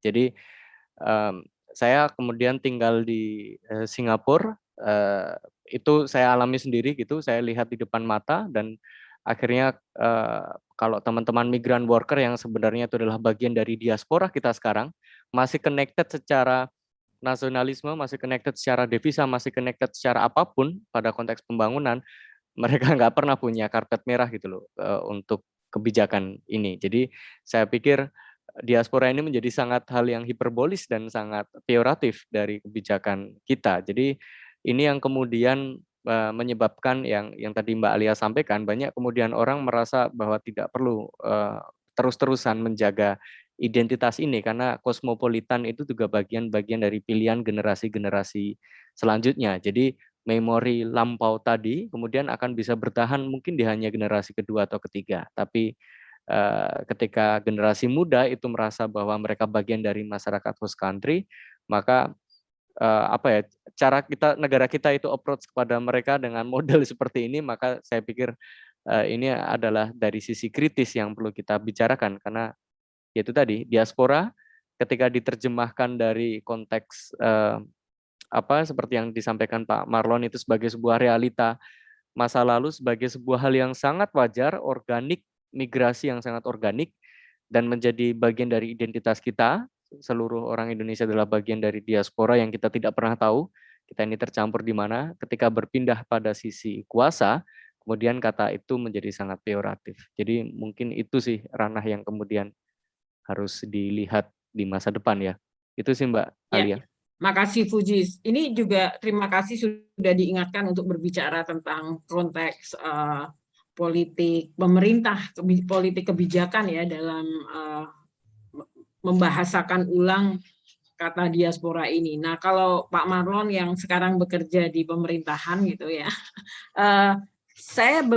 kami dari Yayasan Bienal pada waktu itu sempat berkorespondensi dengan beberapa duta besar di wilayah Oseania, dan memang kita melihat bahwa setelah sekian lama akhirnya pemerintah Indonesia juga baru menyadari pentingnya melihat Indonesia sebagai bagian dari masyarakat Oseania.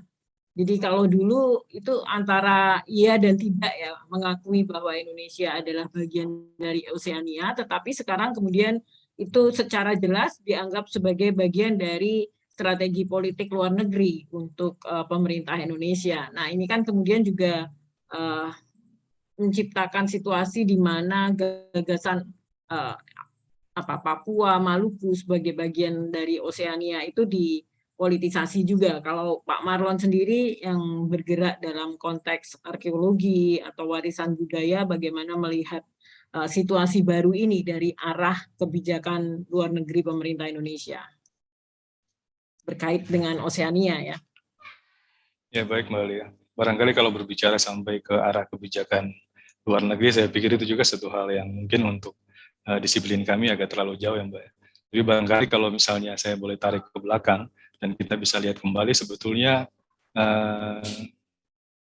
bukan hilang ya, tapi pudarnya relasi antara Kepulauan Nusantara katakanlah dengan wilayah Oseania itu sebetulnya sudah terjadi sejak cukup lama. Artinya kalau misalnya kita berkaca kepada data-data arkeologis yang kita miliki pada masa prasejarah, kita bisa melihat bahwa sampai dengan katakanlah era Neolitik, kemudian masa Paleometalik, itu intensitas hubungan antara wilayah kepulauan, ya katakanlah Indonesia saat ini, terutama kawasan timur, dengan wilayah yang ada di Oseania itu termasuk sangat intens. Dan bukti-bukti arkeologis menunjukkan itu dengan cukup jelas. Tapi kemudian ketika kita amati, tren ini sepertinya mulai berubah ketika kita mulai memasuki kepada masa sejarah, kemudian mulai masuk ke masa yang katakanlah yang lebih kemudian, Hindu-Buddha, Islam, dan kolonial. Relasi yang sudah dibangun dan berakar pada masa yang sedemikian lama, itu kemudian seakan-akan mulai menjadi pudar. Nah, kami tidak tahu apakah yang terjadi pada masa yang lebih kemudian itu merupakan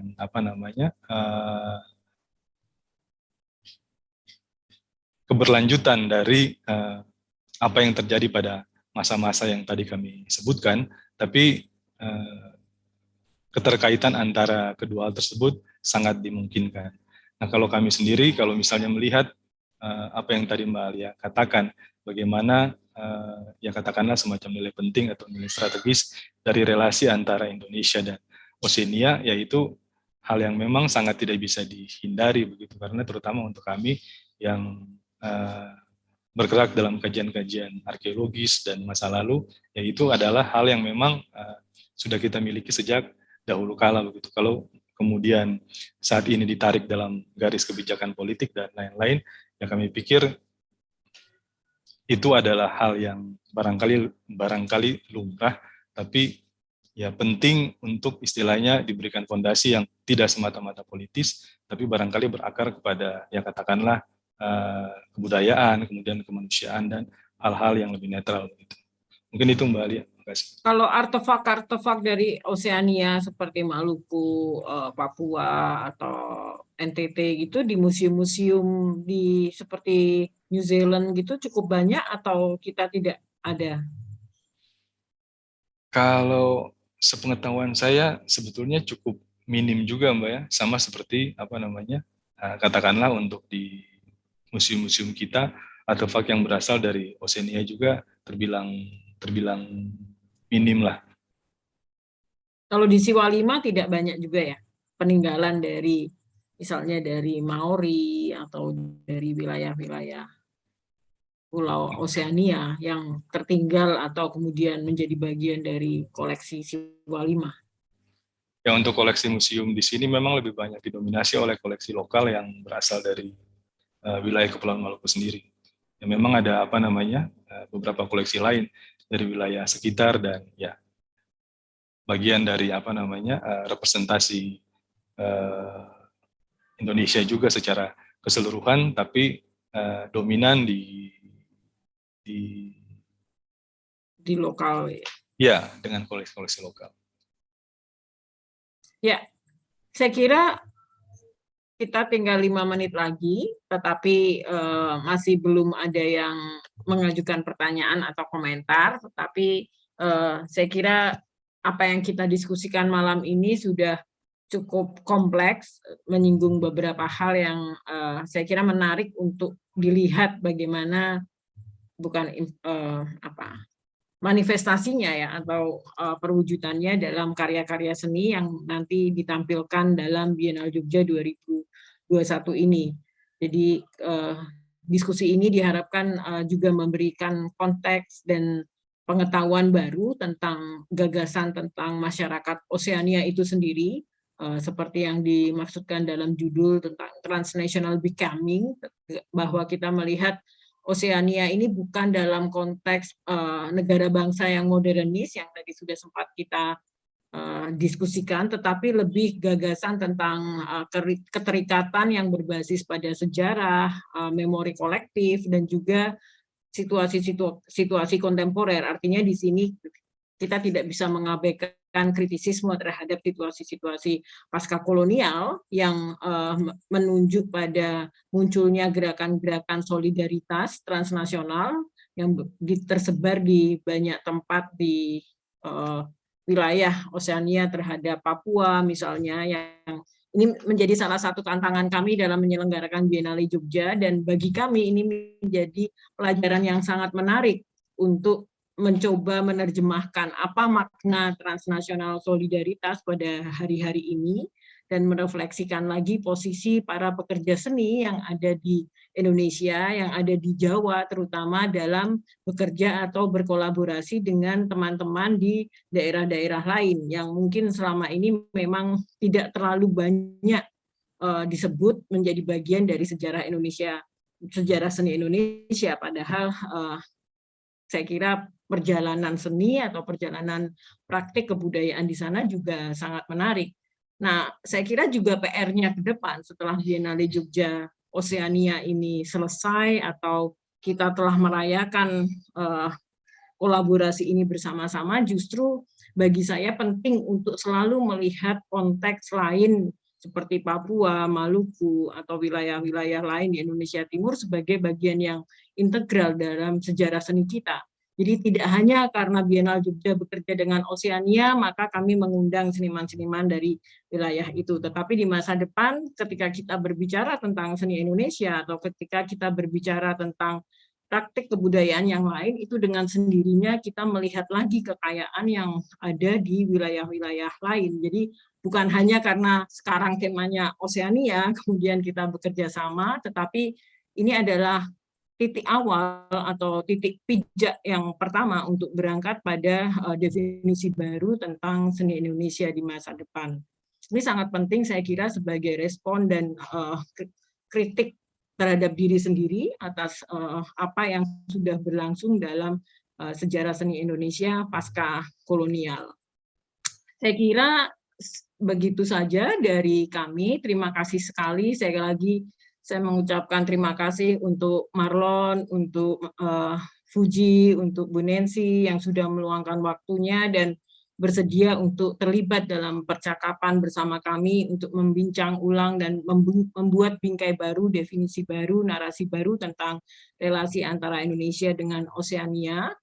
Kami juga mengundang teman-teman sekalian untuk menonton pamerannya yang berada di Jogja, mungkin bisa datang secara langsung ke Jogja National Museum untuk melihat karya-karya yang luar biasa dari teman-teman ini. Dan untuk yang di Jakarta atau di Belanda, Bu Nancy bisa melihat melalui laman biennalejogja.org yang akan segera mengupdate berbagai perkembangan yang akan berlangsung di Biennale Jogja. Terima kasih sekali lagi atas partisipasinya, juga untuk teman-teman yang sudah datang ke depan laptop ya kalau sekarang, yang sudah meluangkan waktunya dan mendengarkan percakapan ini.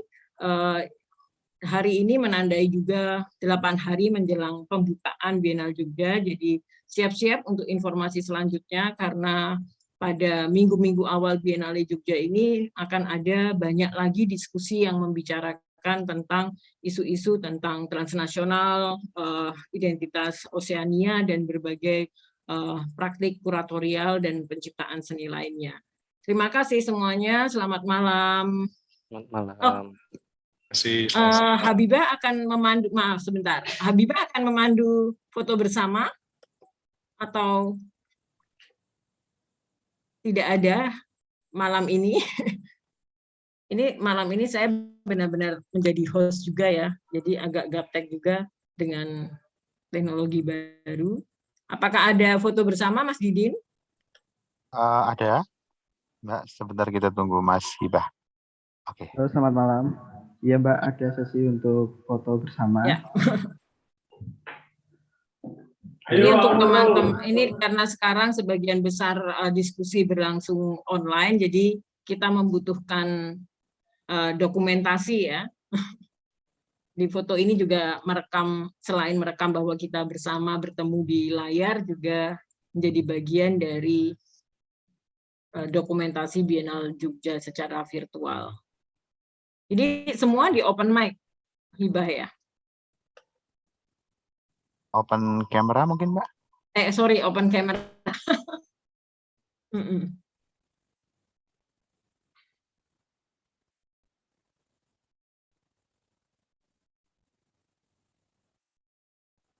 Udah Mas Yudin. Ya, ini sambil menunggu teman-teman open camera, aku screenshot terus, Pak.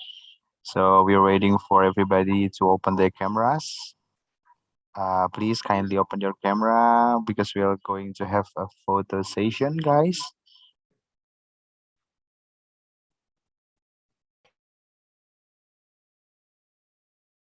All right.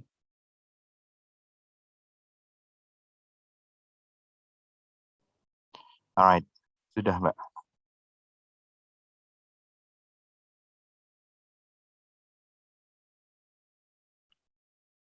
Thank you.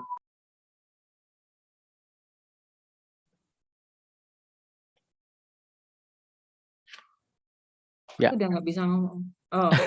Oke, bye-bye everyone. Ya, sampai jumpa Thank you, semua. selamat Sukses ya Mbak malam. Alia, Bye Bu Nancy. semua Pak Marlon, Thank Bu you. Nancy. Malam, terima kasih. Terima kasih.